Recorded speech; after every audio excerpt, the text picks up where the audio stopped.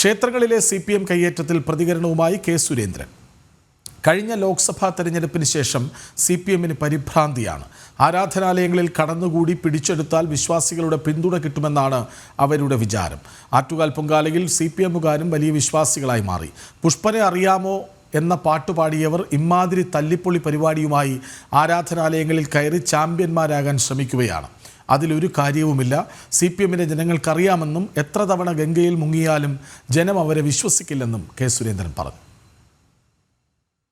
കഴിഞ്ഞ ലോക്സഭാ തെരഞ്ഞെടുപ്പ് കഴിഞ്ഞോടുകൂടി CPMന് ആകെ ഒരു പരിഭ്രാന്തി വന്നിരിക്കുക. അപ്പോൾ അതുകൊണ്ടാണ് ഇങ്ങനെ ഇപ്പോൾ ക്ഷേത്രങ്ങൾ, ആരാധനാലയങ്ങൾ അവിടെ എല്ലാം കടന്നുകൂടി പിടിച്ചെടുത്ത് വിശ്വാസികളുടെ പിന്തുണ കിട്ടുമെന്നാണ് അവർ വിചാരിച്ചത്. ഇപ്പോൾ ആറ്റുകാൽ പൊങ്കാലയ്ക്കൊക്കെ ഞാൻ കണ്ടു, എവിടുന്നാണെന്നറിയില്ല CPMമാരെല്ലാം ചാടി കയറി വന്ന് വലിയ വിശ്വാസികളായിട്ടങ്ങ് വന്നിരിക്കുക. കടക്കൽ അമ്പലത്തിൽ പുഷ്പനെ അറിയാമോ എന്നുള്ള പാട്ട് പാടിയവന് ഏത് ലോകത്താണ്?